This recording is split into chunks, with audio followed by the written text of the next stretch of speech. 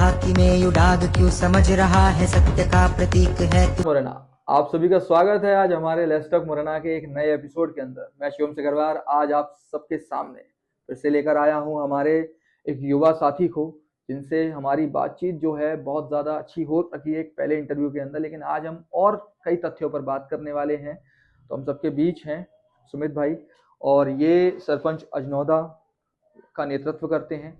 तो वहाँ पर हम इनके जो कार्यस्थल हैं उसके बारे में भी जानेंगे। साथ ही साथ हाल ही में मुरैना के अंदर एक बड़ी ही रोमांचक चीज़ हुई है, युवाओं को लेकर एक दौड़ कराई गई थी।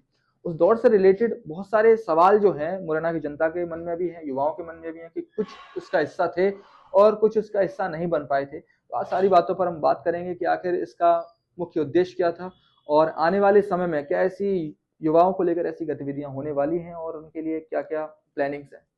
नमस्ते जी, पहले तो आपका बहुत बहुत धन्यवाद कि आपने इतना मुझे यहाँ बुलाया, बोलने का मौका दिया। युवाओं में क्या है, खेल में जनरली युवाओं की बहुत रुचि रहती है और जितने भी अपन अपने क्षेत्र या अपने फील्ड से जो लीडरशिप करते हैं तो उनके पास जनरली इतना समय नहीं रहता, तो उनका कहीं ना कहीं खेल में रुचि रहती है। और जो भी उनसे जुड़े हुए कार्यकर्ता हैं जो हैं, तो हमेशा युवाओं का जो टैलेंट उभरता है वो खेल की रुचियों में, एथलेटिक की रुचियों में आके बाहर आके अपना अपना प्रदर्शन करते हैं। इससे एक दूसरा क्राइटेरिया उनको ये भी मिलता है कि ज़रूरी नहीं है कि पढ़ाई करके एक जॉब करना ही सब कुछ है, लेकिन इसमें ओलंपिक्स तक जाएं, अपने देश का नेतृत्व करें, चीज़ों को करें। और अपने एक छोटे से जिले से निकल के व्यक्ति जब देश का नेतृत्व करे या ओलंपिक में सिलेक्ट हो तो बहुत ही गर्व की बात होती है, और अपने सभी क्षेत्रवासियों के लिए भी। और एक अलग स्तर पर अपनी पहचान मिलती है और अपने देश तक और विदेशों तक अपना नाम जाता है अपने क्षेत्र का।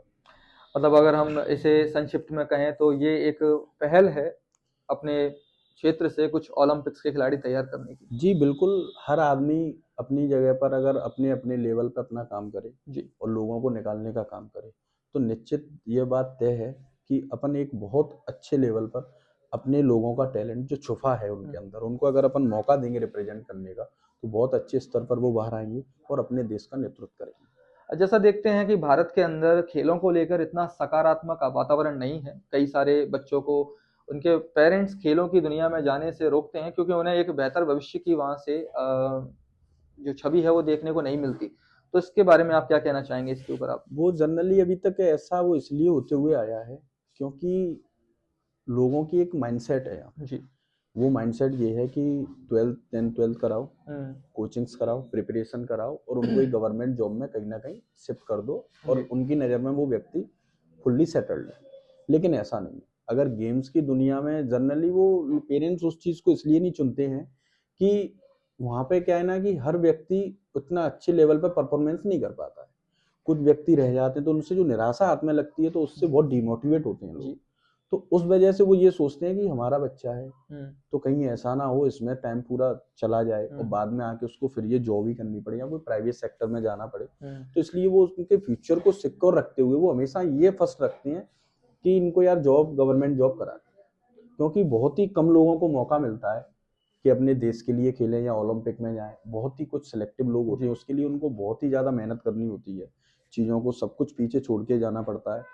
तो इसलिए पेरेंट्स का ये मानना है कि यार अगर ये इतना बेहतर नहीं कर पाए तो फिर क्या करेंगे। इसीलिए वो फर्स्ट प्रायोरिटी जॉब और सारी चीज़ों को देते हैं। एक बेहतर भविष्य और एक सुरक्षित भविष्य हर पेरेंट्स का एक सपना होता है कि उसके बच्चा आगे चल के भविष्य में किसी ऐसी परिस्थिति में ना आए कि उसे कोई काम ना मिले और उसे हर चीज़ के लिए स्ट्रगल करना पड़े। तो एक बेहतर भविष्य के लिए मैं कह सकता हूँ। तो साथ ही साथ युवाओं से भी ये कहना चाहूँगा कि अपने यदि आपके अंदर किसी भी प्रकार से कोई टैलेंट है, किसी स्पोर्ट्स में आप अच्छे हैं तो उस पर भी आप ध्यान दें और पढ़ाई पर भी ध्यान दें, क्योंकि एक पढ़ाई के साथ दोनों चीज़ों को बैलेंस करना बहुत ज़्यादा ज़रूरी है।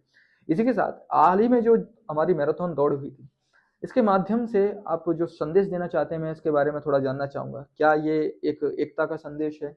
देखो, सर्वप्रथम ये एकता का संदेश है जी और अभी भारतीय जनता पार्टी में सांसद खेल महोत्सव का आयोजन भी हुआ। जी जगह जगह पे गांव-गांव में खेलों का उत्सव लगा। जी हर व्यक्ति, हर युवा ने आगे बढ़ चढ़कर हिस्सा लिया और अपने टैलेंट को दिखाया। निश्चय ये बात तय है कि अपन जब भी ये मैराथन कराना, ये सब कराना, तो ये सारे जो लोग हैं ना ये मोटिवेट होते हैं कहीं ना कहीं।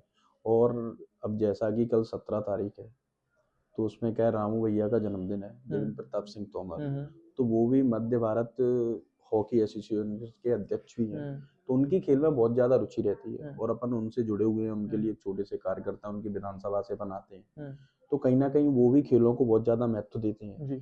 तो हमने भी ये सोचा कि उनके जन्मदिन के उपलक्ष्य पर अपन भी कुछ ऐसा करें जिनसे उनको भी अच्छा लगे, क्षेत्र के युवा भी आगे आए और एक लोगों को एक मोटिवेशन मिले कि हम अगर दौड़ रहे हैं, हम किसी भी फील्ड में कोई वर्क कर रहे हैं, तो जरूर कभी ना कभी अपन को एक ये मौका मिलता है जब अपन अपने टैलेंट को रिप्रेजेंट कर सकें सबके सामने। तो ये सारी की सारी गतिविधियां मैं भविष्य में भी देखना, हम जैसे हमारी जो जनता है उसे देखने को मिलेंगी, और युवा जो इस बार शायद इस रेस का हिस्सा नहीं थे वो आने वाले समय में और अन्य खेलों से भी जुड़ सकेंगे। तो अब जैसे हम देखते हैं कि मुरैना के अंदर अभी स्टेडियम काफी अच्छा बना दिया गया है, तो इसमें और भी खेल जो हैं हो सकते हैं। मुख्यतः इसके अंदर अभी दौड़ हुई है, लेकिन इसके अंदर फुटबॉल का, हॉकी का मैच भी भविष्य में देखने को मिल सकता है।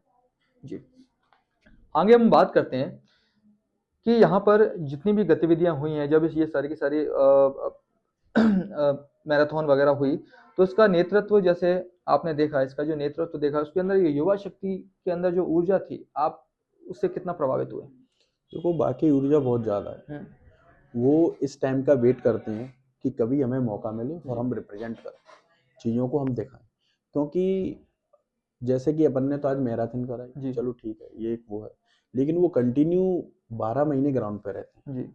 और जब उनको ये मौका मिलता है कि आज कल आपको अपना रिप्रेजेंट करना है या मैराथन होगी, तो वो बहुत ही ज्यादा मोटिवेट रहते हैं उस चीज के लिए, और बहुत ही ज्यादा अंदर से खुशी महसूस होती है उनको, क्योंकि उनको ये बहुत अच्छा लगता है कि कोई आए, हमें देखे और हम अपना रिप्रेजेंट करें, क्योंकि कहीं ना कहीं उनका जो टैलेंट है उसको आगे ले जाने का कोई उनके लिए काम करे, इसलिए वो उस चीज के लिए फुल्ली प्रिपेयर रहते हैं और बहुत ही ज्यादा खुश रहते हैं और हमेशा बढ़ चढ़कर हिस्सा लेते हैं। जैसा कि हम देखते हैं कि ये काफ़ी अनोखी बात है, क्योंकि मुझे ऐसा लगता है आसपास जितने भी मैंने गांव या फिर जिले में देखा है, अभी तक किसी भी सरपंच ने इस प्रकार की कोई गतिविधि नहीं कराई है, क्योंकि खेलों को लेकर हर कोई इतना महत्व नहीं देता है, क्योंकि एक जैसे सरपंच है वो अपने पंचायती कार्यों में ही इतने व्यस्त रहते हैं कि वो इन सभी गतिविधियों पर ध्यान नहीं दे पाते। लेकिन आपने उस समय में से भी वो कीमती समय निकाला जहाँ पर ये सारी की सारी गतिविधियाँ कराने का एक फैसला लिया, ये बहुत ही सराहनीय है। और भविष्य में भी सारे युवा यही चाहेंगे कि ऐसी गतिविधियां हो जिनसे कि उनके अंदर का जो जोश है वो बढ़ता चला जाए। हम जैसे देखते हैं कि हमारा क्षेत्र काफ़ी ज़्यादा हर साल फौजी पैदा करता है, हमारी मिट्टी ऐसी है कि यहाँ से देश के अच्छे फौजी, अच्छे खिलाड़ी बनते हैं, लेकिन कहीं ना कहीं उन्हें प्लेटफॉर्म नहीं मिल पाता। इसकी वजह से शायद हो सकता है कि उनकी जो प्रतिभा है वो समय के साथ धूमिल हो जाती है। लेकिन अब आने वाले समय में हमें अगर ऐसे ही कुछ चीज़ें, ऐसे ही मैराथन या इवेंट अगर देखने को मिलेंगे, तो कहीं ना कहीं उन्हें भी एक ऊर्जा मिलेगी और वो बाहर निकल पाएंगे। तो आप एक बार युवाओं के लिए कुछ संदेश देना चाहेंगे? युवाओं के लिए यही संदेश है कि जब भी समय पे, जब भी किसी भी चीज़ की ज़रूरत रहेगी, अपन युवाओं के लिए अपना 100% लगाएंगे और वो ऐसे ही तैयारी निरंतर करते रहो। जिस युवा की जिस क्षेत्र में और जिस चीज़ में रुचि है वो उसी में अपना काम करे और उसी में अपना प्लेटफॉर्म बनाए और उसी में अपना 100% लगाए। निश्चित तौर पर वो बिल्कुल 100% सक्सेस की ओर जाएगी। जी, सफलता का वैसे भी एक बहुत सिंपल सी ट्रिक है। अगर जो व्यक्ति सफल होने के लिए भाग रहे हैं इधर से उधर, तो केवल एक ही चीज़ आपको करनी है कि जिस काम में आप बहुत अच्छे हैं और जिस काम को करने में आपका बहुत मन लगता है, उस काम को निरंतर बिना किसी स्वार्थ के, बिना किसी फल के करते रहिए, क्योंकि एक ना एक दिन वो काम आपको वो फल ज़रूर देगा जिसके लिए आपने कभी सोचा ही ना हो। क्योंकि कई बार ऐसा होता है, युवा निराश क्यों होता है, उसके अंदर हताशा ये आती है क्योंकि जब वो किसी कार्य के बारे में सोचता है और वो उसके फलों के बारे में सोचता है कि मुझे इससे ये रिजल्ट मिलेगा, मैं ये अचीव कर पाऊंगा, ये कर लूंगा, तो कहीं ना कहीं वो सारी चीजें उसके मनोबल को गिरा देती हैं जब वो सारी चीजें नहीं कर पाता है। अगर आपने 20 की तैयारी की और आप 19 रह गए, तो हो सकता है कि वो कहीं ना कहीं आपके लिए एक निराशा का कारण बन सकती है। लेकिन आपकी तैयारी किसी टारगेट के लिए नहीं है, तो आपकी तैयारी हर बार आपका एक नंबर भी आगे बढ़ना आपके लिए कहीं ना कहीं प्रोत्साहन का काम करेगा। तो इसी के साथ इस एपिसोड को हम समाप्त करते हैं और अपने अगले एपिसोड में मिलते हैं। और साथ ही साथ में एक बार फिर से धन्यवाद सुमित भैया को बोलना चाहूंगा कि इन्होंने जो फैसला लिया है, ऐसा हर युवा नेता फैसला ले और अपने क्षेत्र में ऐसे कई सारे इवेंट कराए जिनसे कि उन्हीं के युवा दल आगे बढ़ चढ़कर हिस्सा लें और देश का नाम रोशन करें। जय हिंद, जय भारत।